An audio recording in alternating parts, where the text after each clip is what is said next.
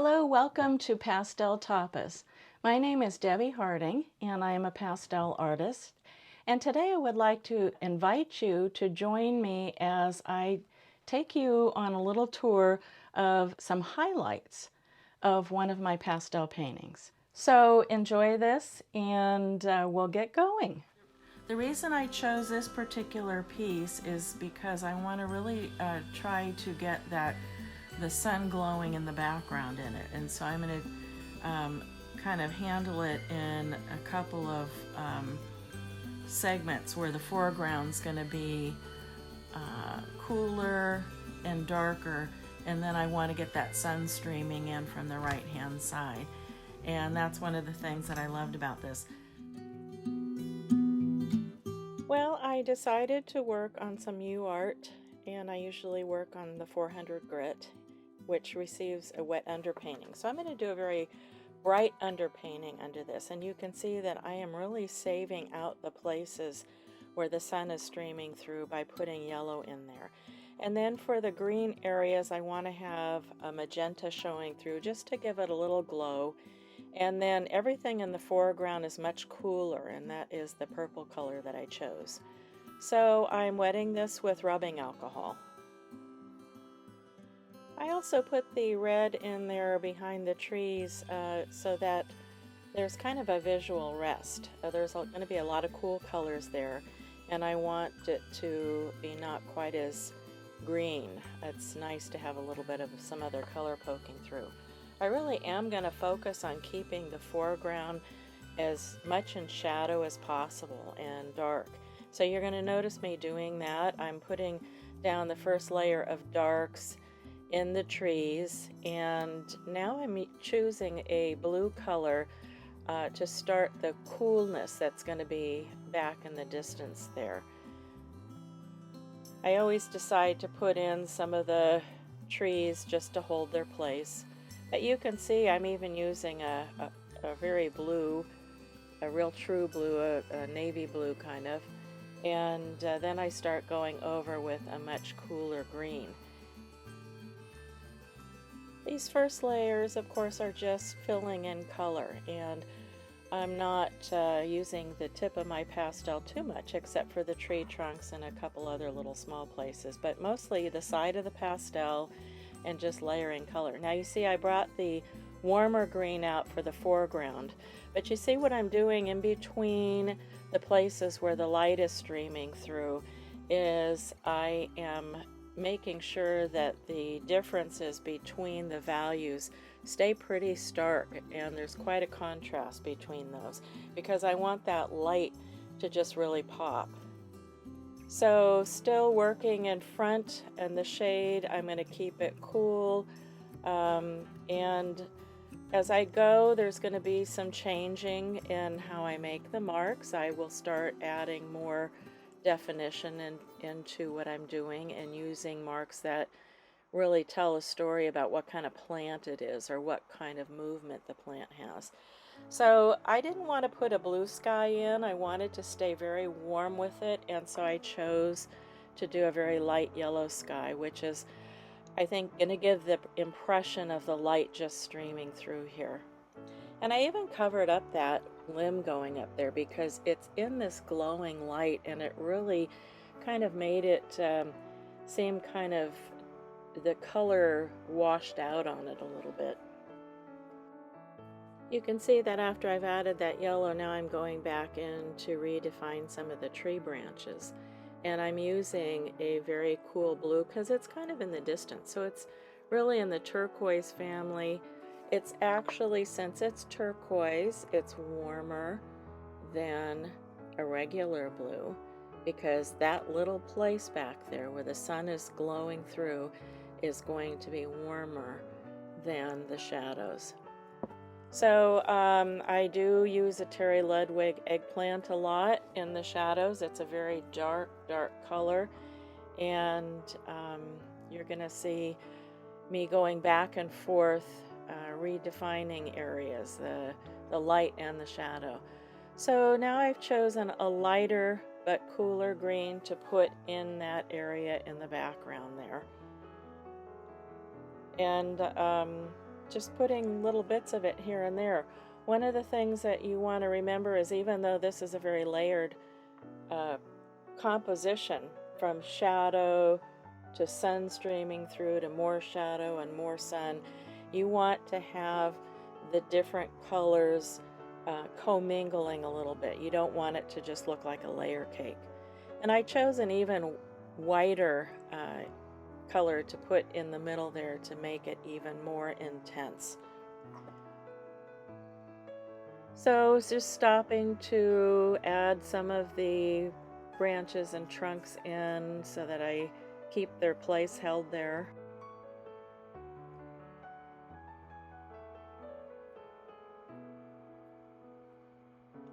I don't just use the dark color for that. I can see in my picture that some of the trunks are lighter. Now you see what I did over the top of that bright yellow? I'm starting with a very, very bright green and putting that in. And notice the way I'm making the marks. They are giving the impression of the branches of the trees overlapping one another. So as I put the mark down, I'm paying a lot of attention to the way the mark is laying and what direction it's going. And there you just saw a lot of extra marks added all at once. I decided that I wanted to try to really work on that glow as it was coming through the opening there. And so I lightened up the colors of the trees. And when I use a brush like that, it's very, very lightly. It's only to knock a tiny, tiny little layer off. And then I often will go back through and work it in again with a little bit more definition. So now I've chosen a different color of a warmer green, just to vary it a little bit and to make sure that I have a nice variety in there. And I'll put some on both sides, as you can see. And I sometimes will overlap the trunks that I've drawn in because I don't want them just laying on top. And putting little bits of tree escaping the boundary of the tree, which makes it look very realistic.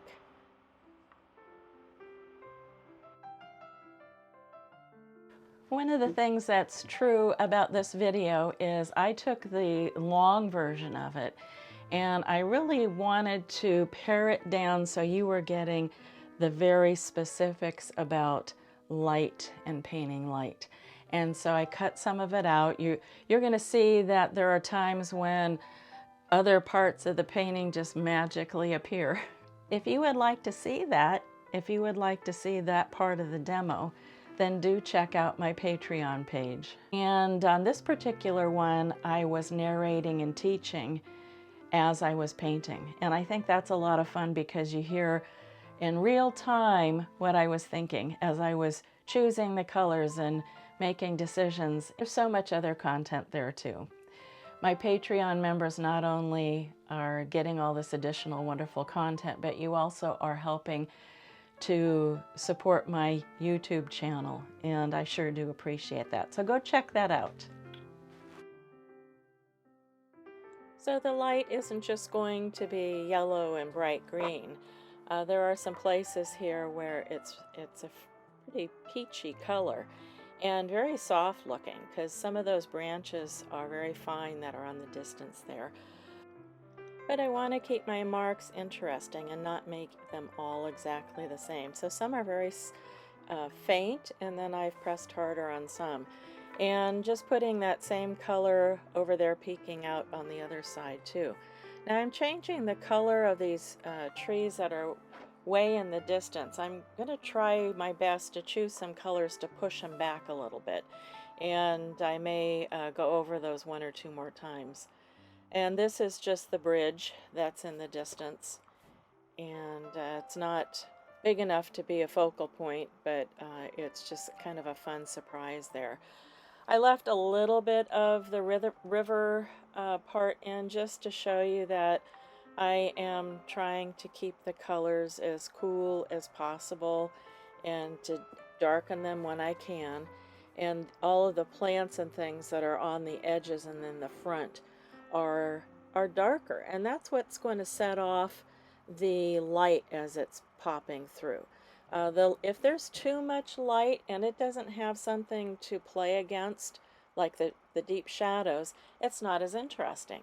But when you get those darker colors in, when your values are darker in some places and much lighter in others, the light values will read as light streaming in. And so that's what's happening here. But as I said, I don't want to have just these cutoff lines in between each segment. So you're going to see me overlapping a little, and sometimes a little bit of light will escape into a dark shadow and vice versa. So even though I put these trunks in, I'm careful to always keep overlapping so that it looks natural. That's the way it grows. There are always limbs and twigs and things that are overlapping the trunks. And even with these darker limbs and branches, they are just poking out into that bright sunny area there. So again, with the very dark, I'm just trying to reestablish some of the small trunks that are there. And really, I know you're going to watch me do that over and over again because I put them in and cover them up probably several times. But that's just my style. I like doing it that way because to me, when the end result happens, I feel like it is more random and more natural looking. So just trying to clean up some of the area where the light is going to be poking through and giving it some interesting shape, varying the green colors. And if I pick up a green and I use it on one side, I will then try to find other places to use it also. And just again to remind you that everything else in here is going to be kept pretty dull. Now I just showed you that color blue because I wanted to tone this blue down quite a bit so that it really read as being in the shadows. A toned color is one that has gray added to it, and you'll see that there. Now this brush is so soft. If you were to brush it on your cheek, it feels like a feather. And I am just tickling it over the top just to knock down just the tiniest little bit of layer off the top to soften it a bit. And I always like that look, and I'll go back then and reestablish some of my harder edges.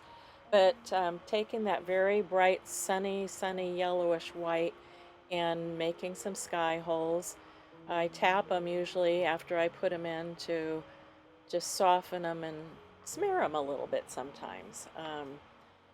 And I'll be working on those some more too. Now, I really struggled a little bit with trying to find a color for this plant, and I kept trying different things, and you'll see me come back with some other colors on that too. But now look what I picked here. Almost a chartreuse. Now we're really getting into that very, very bright light.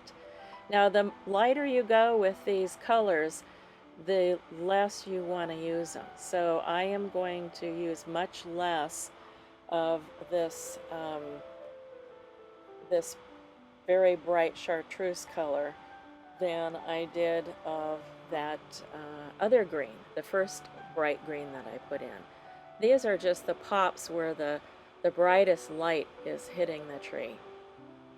And there's some on the ground. I've noticed that color down there, so I'm putting it down there. And you can see that the marks that I'm making are less like filling in a space and more like just adding highlights. Here we go again with that peach color, which I think is so neat against not only that turquoise, but next to the chartreuse color also. Just a little bit more brightness there, almost a lemony, that's a lemony white color also, just where it's just hot and glowing. Now is that color comes forward, I'm going to really use less of it, because you can see in the photo that that is just poking out of the shade and there's not very much of it there. The marks that I am using are quite defined right now, and I'm pushing pretty hard, and that's why I keep using that brush to just soften them just a little bit. I'm being very careful not to knock too much off. So I told you I was going to be doing the trunks back and forth and covering them and exposing them, and just putting a little bit of moss on the rocks. I chose a very darker medium value green for the ones in the foreground and put a couple of highlights on the ones in the background. Now I'm going to put some brighter lights on those two little fuzzy bushes that are on the right hand side there, and add some of the kind of the lemony yellow white into the water, because it's really glowing from the sky itself, and that's the color that I see. I felt like that green area was getting too flat and needed some more definition to it, and so I'm putting back some of the shadows in not only that tree up above but in these bushes below, and that's really kind of negative painting. So you see I brushed off some of that very light color off of these and made them very soft and airy looking. And now I'm going to go back and start putting in some more linear marks. This is a Rembrandt pastel. They're very hard and they have a very sharp edge on them, and I put those marks in, but I didn't want them all to be exactly the same intensity, and so I brush them off and then put some more back in. So you're seeing both kinds. You're seeing kind of the hazier ones in the background and then the more defined ones in the foreground, and I do it again. So that is again softening. You can imagine the first ones are getting very soft, and I may go back and put some of those marks in, just cleaning up the bridge a little bit, making sure that it's all even. And I wanted that shadow that's underneath to have just the right look to it. Now this is the neatest thing.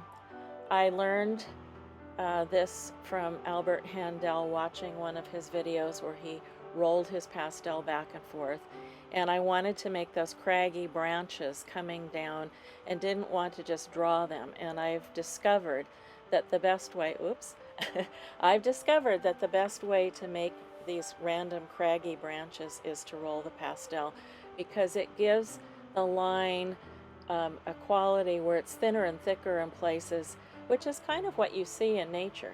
Now, just like with those little bits below, I'm brushing some of this out so they become very faint, and now putting in a few more that are brighter, so it looks like some are in the background and some are in the foreground. And I'm going to do the same thing here on this side too.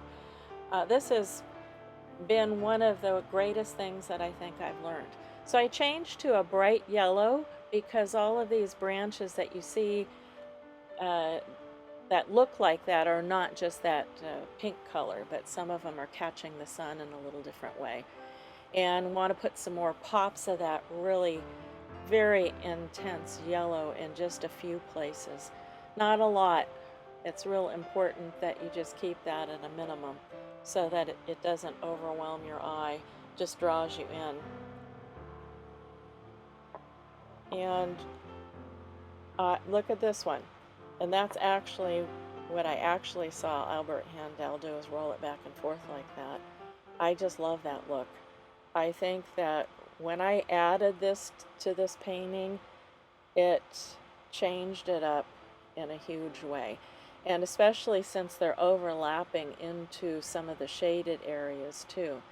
So I couldn't just find a Rembrandt to use on this particular part. I didn't have the right color, and so I chose this one. It's a Mount Vision, and it has a fairly sharp edge on it too, and I think it worked just as well. I like the color, and that pink is going to go great with that hazy pink in the background. So I'm just adding some different shape marks for variety. Um, so I'm just about done, and you can see with my hand gestures there that I'm describing in the demo all of the details and how it's all come together. And I am just thrilled with this, and I'm so excited to be able to share it with you. And those were the last couple of marks.